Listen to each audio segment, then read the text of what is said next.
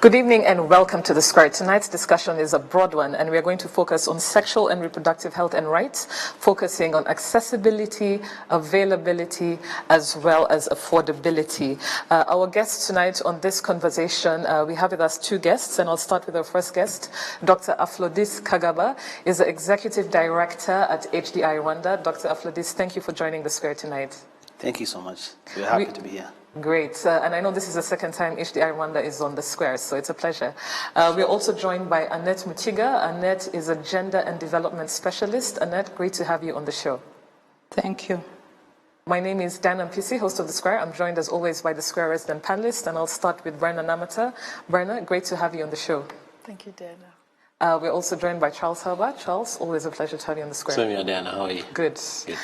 Tonight, we do not have midweek highlights because we just want to dive straight into this issue. It's a broad issue. We've got lots of tweets. We've got lots of people on Facebook and other platforms sharing their inputs. It's a very important topic in society. And we're going to look at different aspects that affect sexual and reproductive health and rights. And I want us to kick off this conversation starting with the 2019 ministerial order on abortion. And Dr. Aflodis, I'm going to put this question with you to start with. We know that when it comes to sexual reproductive health, this is an important decree that was put forward last year. And this law passed in April in 2019, allowing that abortions can be carried out by trained medical personnel without the need for a court order, for a court to improve them. Now, health practitioners have argued that this is actually a big step in ensuring that the number of illegal abortions are reduced because a significant portion of women and girls in society were dying or are very, very adversely affected by these illegal abortions. So just very quickly to kick off this conversation, Dr. Flodis, and then later to you, Annette, if you can tell us what is the expected impact of this law on the sexual and reproductive health rights of women and girls in Rwanda? And later on, we will go on to, different opinions from different leaders in community and so forth and so on this law. But if you can tell us what is the expected impact so far in the work that you do on this 2019 ministerial law on abortion? Thank you so much. Well, let me first put up that this law came from a process that started way back in 2010 when the conversations to review the penal code started. And the ministerial order was passed, as you said, last year in April 2019. It was adopted by Cabinet. And it was provided for, again, in the process that happened in 2018 when the penal code was being reviewed. And this came from a conversation that we were losing a number of women due to unsafe abortions. And though we had the legal framework that was very restrictive before 2010, before 2012 review of the penal code, we had, for example, women who would be found to have committed abortions would get about 15 years in prison. But still, abortion was taking place. So it means that it's a conversation that is real. It's a conversation that has to take place. And in 2009, again, because there was a study done by the Guttmacher Institute, and they realized that we had, I think that year we had about 60,000 unsafe abortions. And because of the continuous death and loss of life and other complications related to unsafe abortion, it was important that conversation starts around, can we make the law less restrictive? And that's why in 2019, last year, the ministerial order was adopted. That, of course, does provide grounds that are allowed for abortion, but of course it is linked to the law. And some of those are, first of all, when should a woman be allowed to have safe abortion?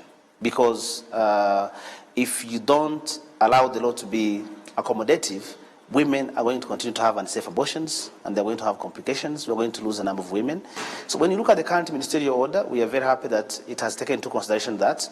And now, if the pregnancy is a result of rape, a woman can have access to safe abortion. If the pregnancy is also resulting from an incest relationship, it's an allowed ground for an abortion. If the pregnant person is a minor, under 18, they can access safe abortion. We have also reasons related to forced marriage, or if people have been forced to live together under a forced relationship, and there is pregnancy that results, they can also access safe abortion. And also, of course, reasons related to both the health of the woman but also if there are fetal abnormalities. Now, one of the things we are happy is that this process doesn't have to go through a court, which was a very big barrier. So it means women who qualify under the grounds allowed can go to health facility and access safe abortion. So what do we expect? Of course, the law the ministerial order was passed a few months ago, but we expect, of course, reduction in unsafe abortions. It means that instead of women going to access unsafe abortion in places that are illegal, that are more likely to cause health challenges, including loss of life, now they can go to health facility and be attended to by a trained healthcare provider, and they can access safe abortion.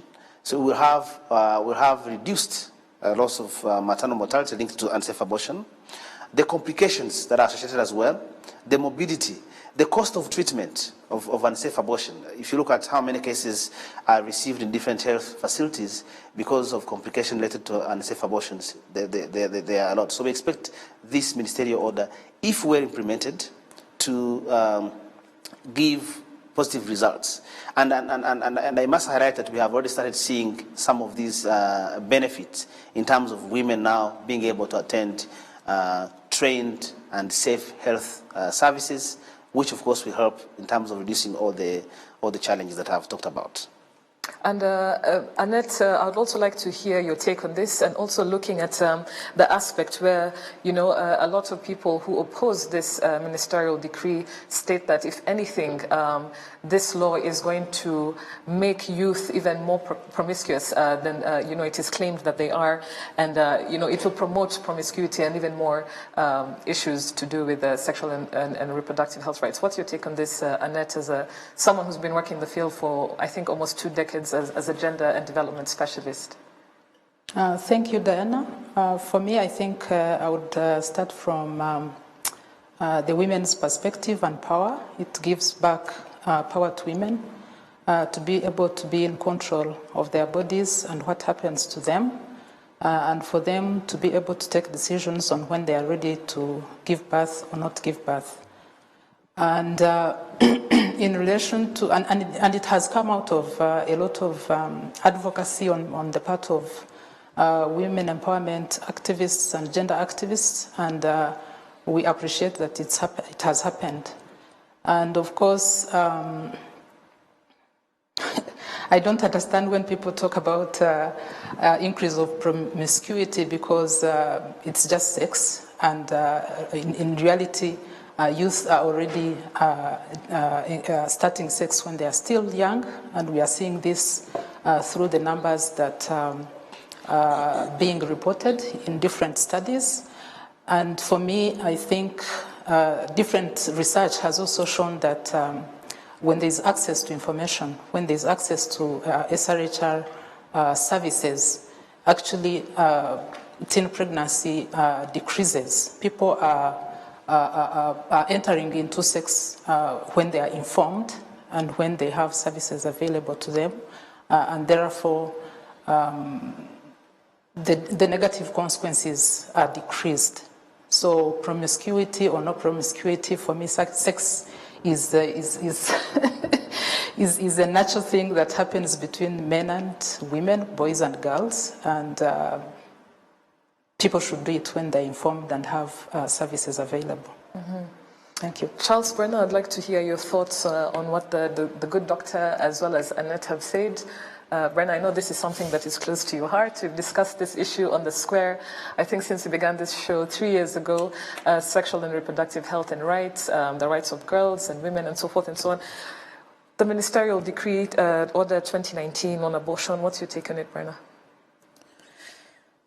We have experts, so I'm kind of limited in terms of the contribution that I can make. But I'll just give my personal opinion. Since the law came into force, I think we still have a long way to go in terms of the practicality of this. And this is largely because of our society. We remain a very conservative society. I don't know any Rwandan home that will openly discuss abortion, you know, as a choice. So I kind of feel that the activists have, are quite ahead and kind of leaving a gap in terms of how do you facilitate the actual implementation of the law. Because we continue to hear a lot of emphasis on make these services available and not so much around the cultural aspect. But also the preparedness of health professionals. I remember when the law came out, we sent out a team to try and go to some of the clinics and try to find out actually what it would be like. And you'd be very surprised. Most of whoever went to a health professional, the first question, if this person would come and say, I want to have an abortion. And one, the look on the face of the health professional, yeah? And the second one is, are you a Christian? Why do you want to kill? So then you have the moral argument around this. So in my view, I feel that we need to take a step backwards and focus on, one, changing the perceptions around reproductive rights.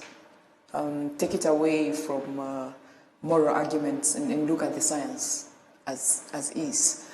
Secondly, I feel that when you look at the activism around, we also still have an information gap around what abortion actually does to you.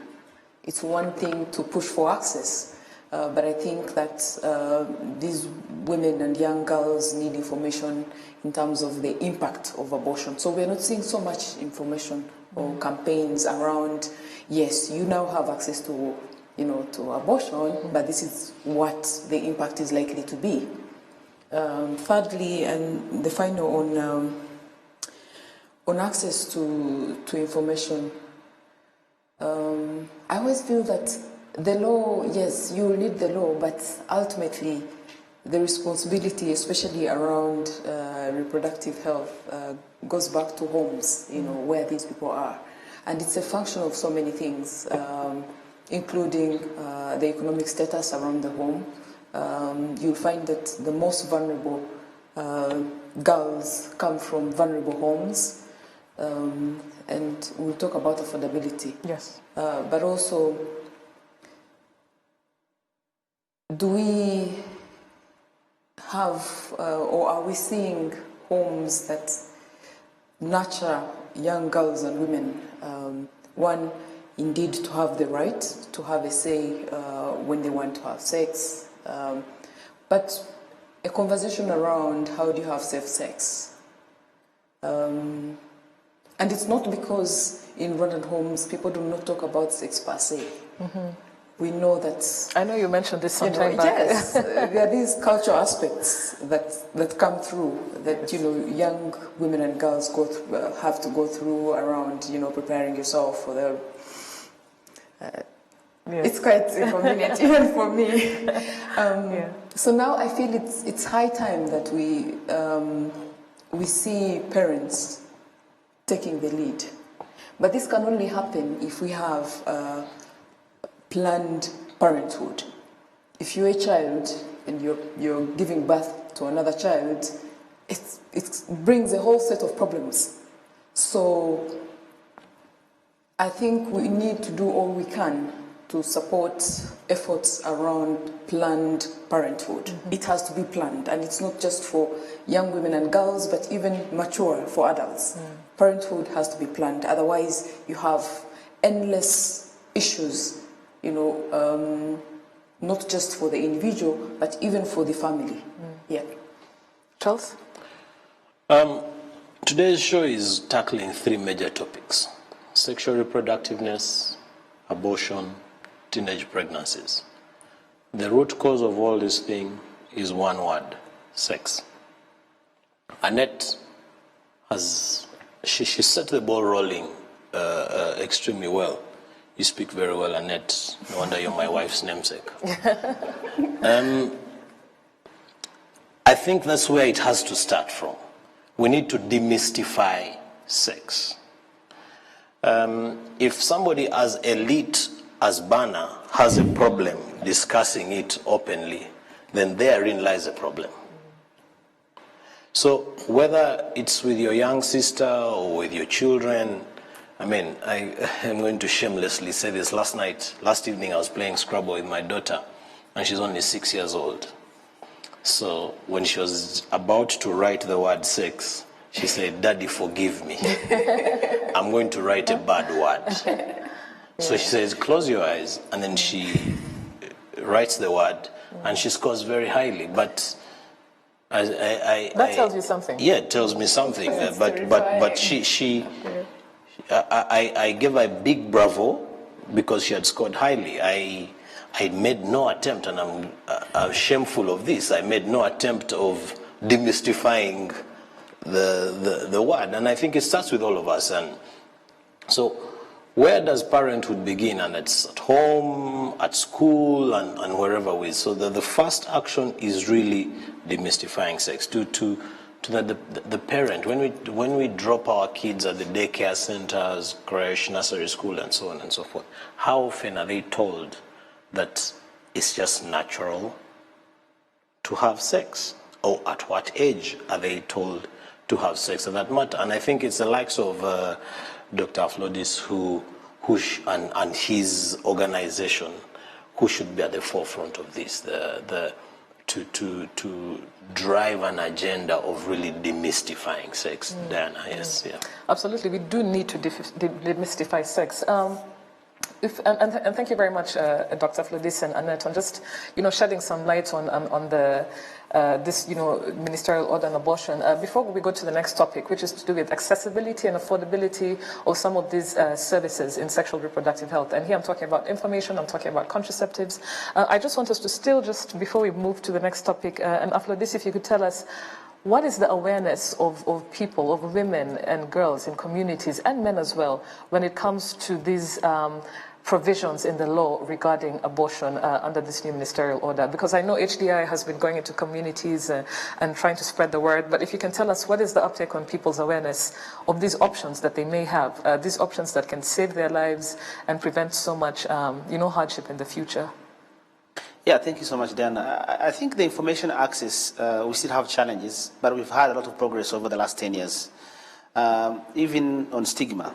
I remember in 2009-10, when we started creating spaces for these conversations, you could invite people to a space to discuss about abortion, and if they see abortion on the invitation, they will not attend any gathering that's going to talk about those issues. Today I'm happy because when I see any conversation that is being talked about, there seems to be some people who are saying, let's talk about it. And of course, also if we look at the legal framework, how it has changed over the last 10 years. And I'm happy because we are having this conversation when we just celebrated the Maputo Protocol, which is an instrument for women's rights, last week. I just said when I started talking that in 2009, when we still had a law that was very restrictive, 15 years of prison for a woman who would be convicted of abortion, 15 years of prison for a healthcare provider who could support that. We still had 60,000 unsafe abortions just for 1 year. That's a huge number. It means unsafe abortion is taking place whether we are talking about it or not. Whether we have very harsh laws or not, women are continuing to face that challenge. There's another aspect of issues of information. When we see the women who were recently pardoned, and we are happy because of that, most of them are poor women who are less educated, who didn't have any opportunity to information. So it has to start with information. We have to make sure that people have information. They are able to make informed choices. They can know about contraception. They can know when to have safe sex. And they can know what to do, even if it happens to you that you're involved in unsafe sex. There's emergency contraception. There are a lot of steps that you can take, but all that is so much linked to the information that you have. And that's why when we look at the framework of what is happening today, we are starting to talk about comprehensive sexuality education, which is part of the curriculum since 2016. How is it being delivered? We still have challenges, but I think that's one way to go forward. We need to encourage parents, and I'm happy that Haba has talked about the conversation with the daughter. For some parents, even when you talk about sex, they want to be in the same space with their children. They have to need to be in a space that is private. But we need to destigmatize these conversations to ensure that people are aware. So what we are doing now that we have the ministerial order, because there's that kind of provision, we are training doctors. True, some of the healthcare providers will tell you we're not ready to provide even this service. But as of last year, when the ministerial order was passed, we are doing a lot of trainings now. We are having conversations with the potential service users. We are raising awareness with the women, with teen mothers, with the sex workers, with the healthcare providers, so they can be able to provide. But of course, we still have a long way to go. As we're talking about healthcare providers, you know, about 40% of health facilities are religious affiliated. They can't even provide family planning. Now, when it comes to abortion, it even gets more complicated. But we still believe that if we continue, and we've started seeing some change, if we continue educating our healthcare providers, if we educate the women to have the information, if we educate the boys, because for every pregnancy, let's take it and agree with it, for every pregnancy, it's a responsibility of two people. But the cost, the complications, remains with the girl or the woman. When we talk to the women who are in prison, we had research and talked to the women, they will tell you, after I communicated to him that I'm pregnant, the phone was off. Someone spends all the years in prison because of unsafe abortion, no support from family, and the man or the boy who was responsible was not even there to be part of the process. So it comes back now to become a burden of the woman. Now, when it comes to the woman being poor and didn't go to school, doesn't have information, that's why we think we need to do a lot of awareness. People have to have this information about the ministerial order. We have to train healthcare providers. We have to interest media to open up these conversations, because it's only by having these conversations that we're going to destigmatize and allow that what we are considering as a taboo is no longer a taboo. So I think a lot is happening now, and we are ready to continue. As I talk now, our organization is Nimusanze, where we are meeting. We're having different stakeholders talking about this: policymakers, the decision makers, local leaders, law enforcement agents, young women, and also working with the media to ensure that people are aware of the law. And then if they decide, whatever choice they make, it has to be informed, but also they have to be accompanied and they're able to access stigma-free, friendly services. Thank you very much, Dr. Aflodis. Annette, is there something you wanted to add on this before we go to the next part of the conversation? I think for me, we are celebrating this step forward, and we recognize the challenges that are still existing in relation to there needing to be awareness and also people changing perceptions and attitudes towards abortion. But we should also maybe recognize that in the law, the abortion is supposed to be done at district level, at hospital level, and done by trained doctors. But from my little research, I've heard that abortion procedures are possible to be done by trained nurses. Anyone, a midwife that is able to help someone give birth, they can also help someone to abort. So I think to make it also accessible to people that need those services, the government also needs to go further and see how to train, but also provide for those services to be at the level of the health center, which is closer to the population, especially the poor people that we have been talking about, for them to find transport, for them to find the means to go to the hospital, and sometimes the district hospitals are very busy. Some of them, the district hospitals, are run by religious institutions. So those challenges also to be addressed. I think we should be looking at making it more accessible to the girls and women that need it. Mm-hmm. Yeah. Thank you very much. So moving on from abortion to, I think this is the biggest conversation I think I've been seeing online. Brian and Charles, maybe you'll agree with me when we announced this topic to do with contraceptives. the availability, affordability, accessibility of contraceptives. We know that there's been a huge surge in teenage pregnancies over the years. I think official numbers show that in the last 4 years we have around 70,000 unwanted teenage pregnancies.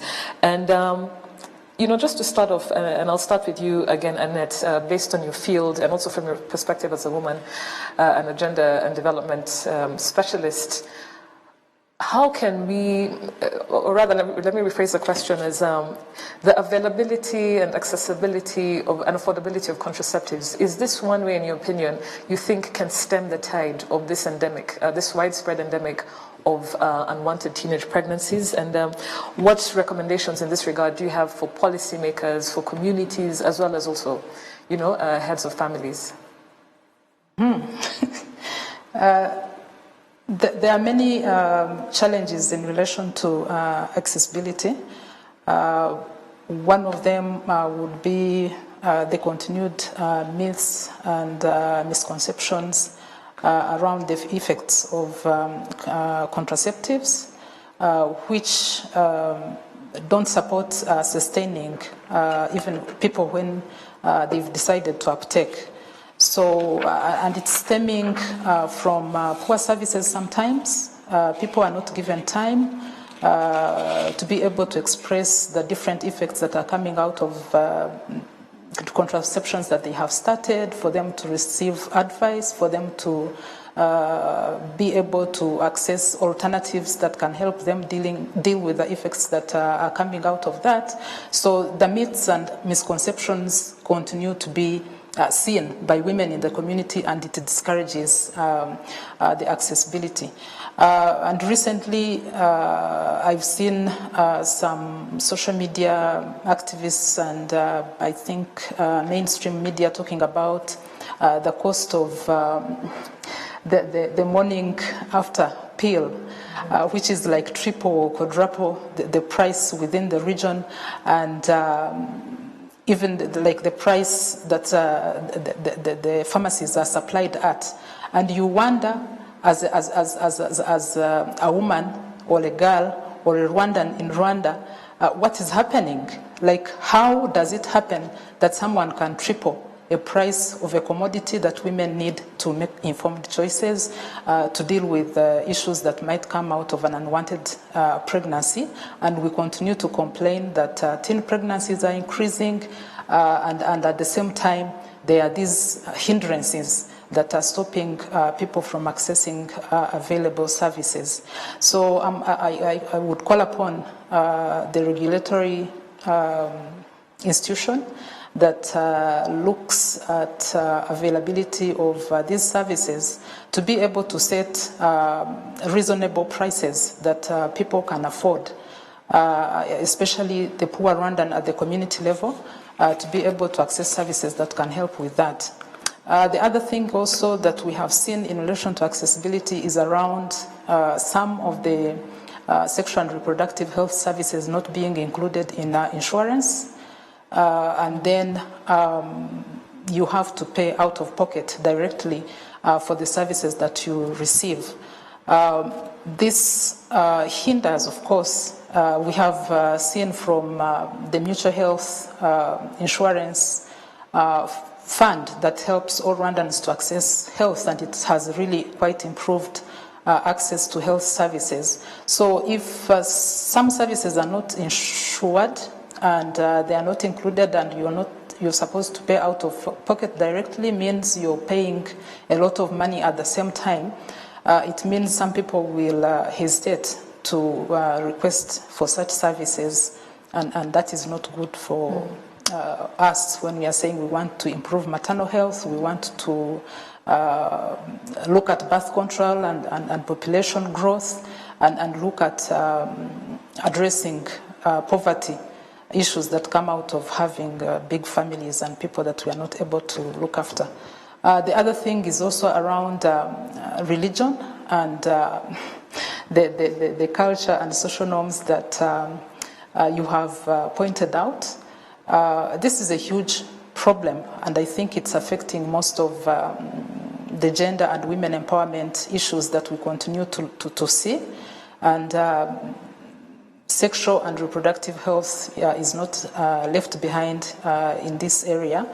And we need to look at, it's not even awareness raising, just it is challenging people on their behaviors, on their attitudes and perceptions. We need to look at innovative ways on how to do that. And I think you media people, you have a big role in helping us to do that. The other thing I would like to talk about, I think, is in relation to getting ourselves out of hiding from the reality. Demystifying, as you've talked about, sex is sex and people are doing it. And we can't keep hiding away from that reality, which is like on front of our faces, and we'll continue to cry about the numbers of teenage pregnancy. Yeah, so for me, I think we need like a reality check to relook and ask ourselves, are we really genuine when we talk about women's empowerment and we talk about gender equality? And maybe the other thing is sexuality and reproductive health is not just about heterosexual relations and heterosexual people. I don't know, like the people who relate man to woman, they are homosexuals and they are sex workers out there, things that we don't like to talk about in Rwanda. And I think to improve services and be inclusive, as we say in the Sustainable Development Goals, to be able to reach all the people that we want to reach, we need to look at these controversial issues, look at them in respect of human rights, not even development. Yeah. And addressing poverty, but in relation to human rights and being able to respect our sexual and reproductive rights. Yeah.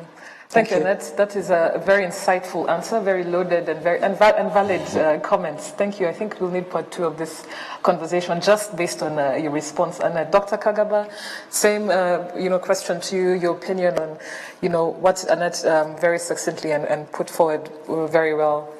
The rising teenage pregnancies, access to contraceptives and so forth and so on, a reality check.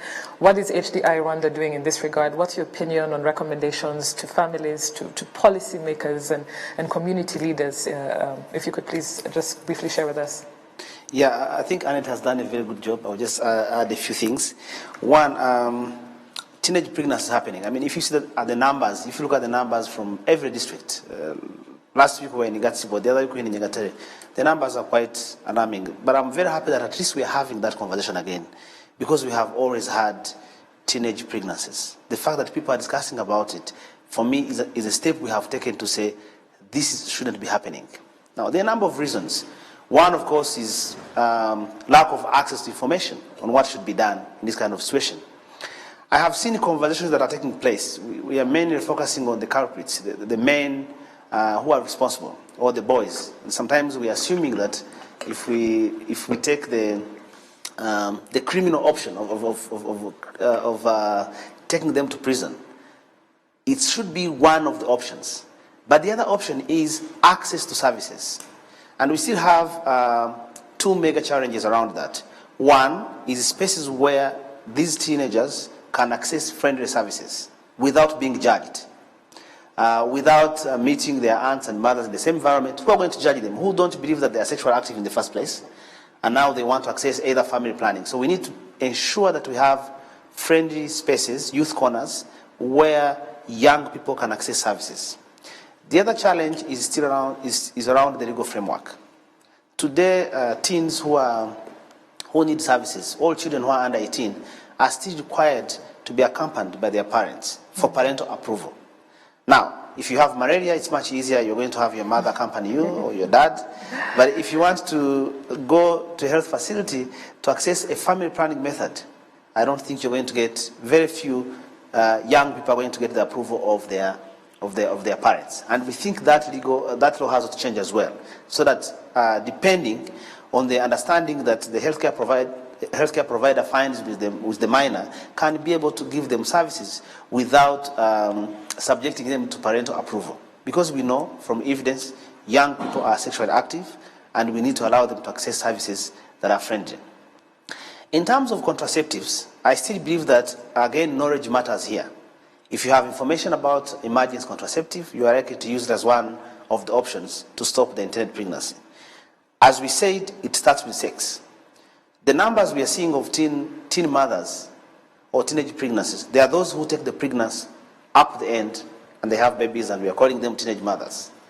But there are those who decide to have an unsafe abortion because they have no choice, and they end up now either losing their lives or having complications, including losing your uterus, becoming infertility, or other complications that are going to be hard to manage throughout the process. Now, if we give these young people information and we create spaces, there are different options. Of course, I love to say that if you abstain, excellent. But if you're sexually active, you should be able to access services. You should be able to be on family planning. You should be able to use contraceptives. When it comes to cost, some of the family planning methods are free. You can go to a health facility, but now we have to see, is the health facility friendly? Can a young girl who is 17 walk in and get, of course, has to be accompanied by the mother and get a family planning method? That's very complicated. The cost of emergency contraceptives, still very high. We've been having this conversation with the pharmacists to see what should be done. If a product is bought 3,000 at the cost of importation, yeah, and then the retail it triples or 5 times, as Andy said, someone is taking advantage of this woman in distress who needs to be given an affordable product. But also, the other possibility would be government considering to put these products on essential list of medicines so that government can import them, can ensure that they are available, but also they are cost effective, that every woman who needs to access these contraceptives can access them. But also ensure that they have information, they're educated about these different methods to ensure that no one takes advantage. Emergency contraceptives in this particular case have always benefited mainly those who are involved in selling the products. But we need to have this conversation and have price regulation, just like we regulate the cost of transport to Butare or to anywhere. We have to say you cannot sell fuel at this much. Government comes in. So government has to come in and regulate the cost of these very essential products, which if someone is aware, they can be able to make decisions that would stop them from having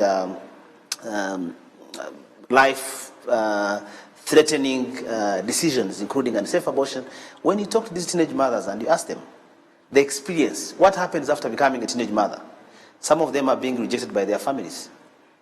After being rejected by their family, they have to start finding means of taking care of their children.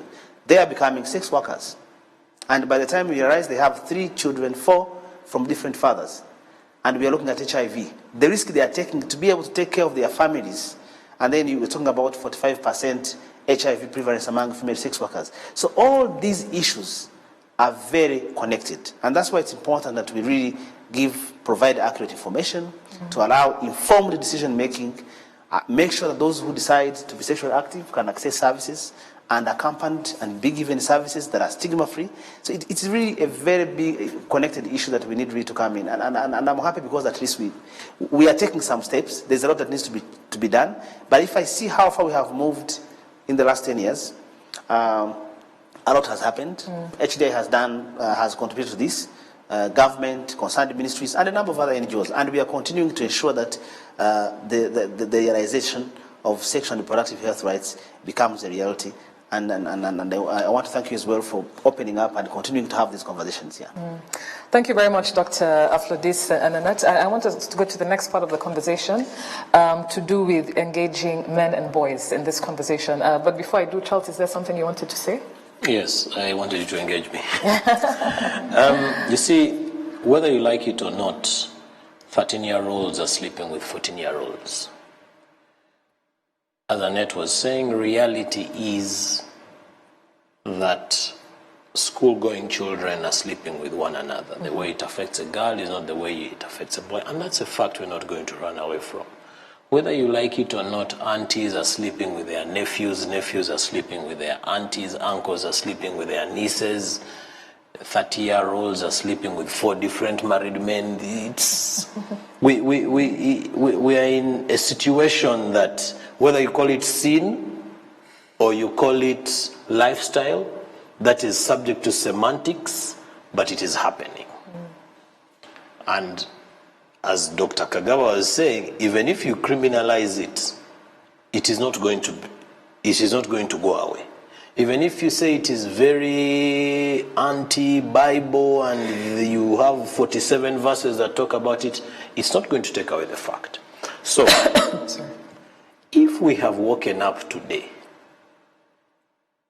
and closed churches because they are not providing for social distancing and given them reasons for which they should reopen, if we have closed schools, if we have said don't visit prisons for COVID-19 purposes, it's because we have realized that COVID-19 is a real problem for us. It is killing people. It is a huge health problem. It is high time we woke up and realized that we are living with something that's not about to go anywhere. At least even COVID-19, we have put in place measures and we know we will chase away the virus over time. But we are not about to chase away children or adults, 70-year-olds from sleeping with 20-year-olds. There's no switch on-off button. You can't wash your hands and stop that from happening.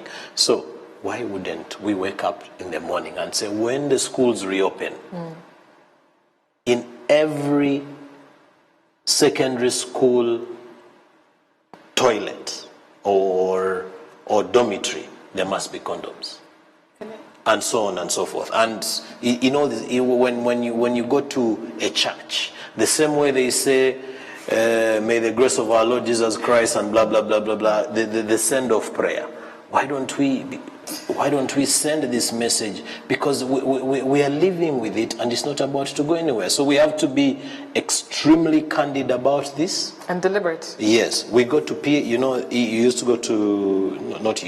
go to hospitals today, and PSI had bars, restaurants, hospitals. PSI had these condom dispensers. They're all empty. Because people and they're never refilled. No, they're never refilled. It's just a requirement. I think it was somebody's project. I hope it was not HDI's project. that they have these dispensers everywhere just to tick the boxes that we have dispensers. But they're not refilled. Yes, and they never. So it's the point I'm really raising, Diana, and is that it's a reality that we are living with. We have to tackle it head on. Absolutely. Yes. Brenna? Just briefly to say that even if we did just a cost-benefit analysis in terms of the interventions that are needed around sexual and health, reproductive rights, the country will be saving a lot of money. I remember the beginning of the pandemic, one of the headlines was that the world could face a shortage of condoms. As we speak, I think... because more people will be having sex because of lockdown? Because of the pandemic? No, not really, because the manufacturing condoms? Yes, shutting down. Okay. And as we speak, I don't know whether we have capacity to produce most of these contraceptives, for instance, that would make it a reality to have them affordable. Prudence, the local condom, isn't That's it a local PSI. Yes. manufacturer? Yeah. Because what you essentially need, if we're saying we need them in every school, in every local production has to match that. So maybe homework for RDB as they go out there. They should also be attracting more investment into sex and reproductive rights. Yes.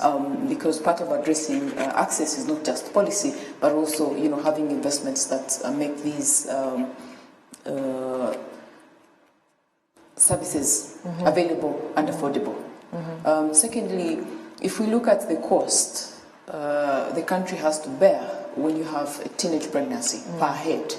I mean, this girl drops out of school, health complications, then the family, the socio-economic. Clearly, if you address one, if the teenage pregnancy doesn't happen, the country is saving a lot. So it's not just, I think the moral arguments don't make sense really. And they shouldn't be given space at all.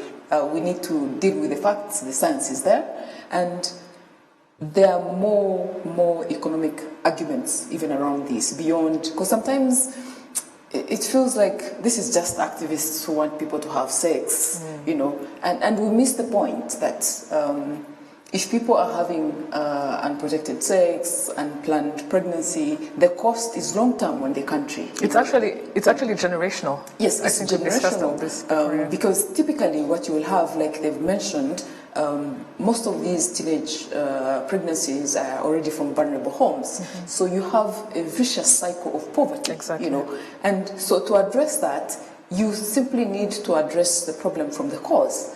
So we shouldn't be, and we shouldn't give space to moral arguments and, you know, the spiritual aspects. It just doesn't make sense. And I say that as a good Catholic. we have, you see, the thing with such issues is that there's so much to say, there's so little time. We haven't even gone to a social media feed, but I really want us to focus and involve as much as possible in the few minutes we have the involvement of men and boys in this conversation when it comes to sexual and reproductive health and rights. And my question to you, and we can be just very brief when we come to the closing parts of the topic, and this is to you, to our guests, Dr. Pledis, and to Annette as well, when it comes to SR and sexual and reproductive health and rights, if we really want true change, if we want truly different results when it comes to gender-based violence, when it comes to teenage pregnancies, what do we need to do to amplify the messaging? What do we need to normalize if we really want to see change? And soon, not change in the next generation or so. And I'll put this to you, Annette, if you can be very brief before we go to Dr. Aflodis. I totally believe in the importance of engaging men, both as allies, but also as, in truth, they are perpetrators of this. I think we have seen some thread on Twitter talking about how men, it's possible for them to make women like pregnant on a monthly basis, and they are able to do that throughout the year, when a woman can become pregnant only for 9 months, once in a year. So, and that leads to wondering, like, why do they even make contraceptives or birth control methods that are targeting women? It's men that are really like driving this pregnancy thing. Yeah, so involving them as both like the key people who are responsible for these unplanned for pregnancies and irresponsible sex, if I can say that, is something that we shouldn't shy away from. We should engage them, both in challenging them and giving them information on how to behave. And then also looking at the social norms that guide their behavior around sex. Patriarchy has given them a privilege around initiating sex. And how do they interpret this? How do they use this power? Do they understand that burden of responsibility in initiating sex and the consent from the woman that should be expected in order for the man and the woman to go ahead and enter into that sexual relationship? Every time we talk about consent, you will hear men giving and boys giving different reasons or understanding around this. And I've had recently someone giving an example around tea. When you invite someone for tea and they say no, do you go to the kitchen to prepare that tea? No. When you offer someone tea and say, I don't know, do you go ahead and prepare this tea? No. When you offer someone tea and she says yes, or he says yes, then you go ahead and prepare it. But when you bring it to the table and that person said, I've changed my mind, I don't feel like this tea, do you go ahead and force them to take this tea?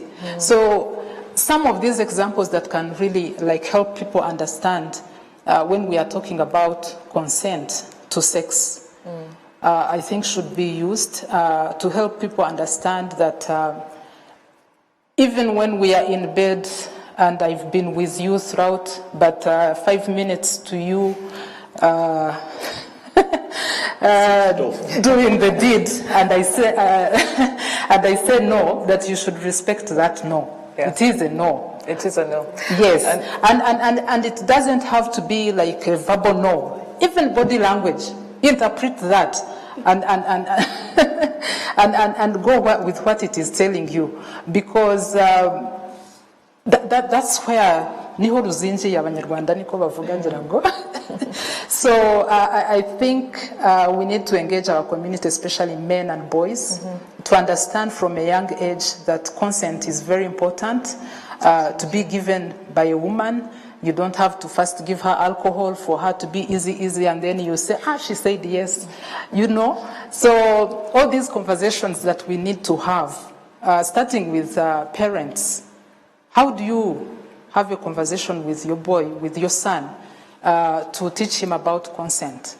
How do you engage him? How do you interpret things that are happening around us? To be able to help boys to grow up with that culture of respecting women and girls and seeing them as human beings equal, that know what they want and what they don't want, and that they also enjoy sex. When they say no, it's not unfortunately, because... I'll have to stop you there. We have very few minutes left. I think we need a part 2, part 3, part 4 of this conversation. Closing remarks, Dr. Kagaba, on how we can involve men and boys in this conversation. And I know your work does some of that. If you can just briefly, with the few minutes allocated to us, just answer that question. Yeah, I mean, for any sexual activity we have, and if I used it, if I said for every pregnancy, we have both the involvement of a boy and a girl, a man and a woman, and we should be equally responsible. So I do think that the education has to target both boys and girls right away from the young age. For most parents, when they see their son trying to start initiating, the kind of response they give is quite different from if they see the girl. So the girl shouldn't talk to a boy. So I believe that the parents of today were the teens of yesterday, and how we have socialized has somehow also affected how we can engage. And some organizations are doing a good job, like Imbuto Foundation has had a publication on how parents can start engaging their children to communicate about these issues. And I think we need to start talking about it, starting with our children. We need to ensure that in the schools, both boys and girls are taught sexual and reproductive health rights. Of course, we have the CSE curriculum that we have to see it adequately implemented for the benefit of both boys and girls. We need to see that all the information is given. And I wanted to highlight that in Rwanda very soon we are going to have the capacity to do DNA testing. In some we're already having it. It's still quite costly, but I think very soon we'll have the capacity to be able to do DNA testing.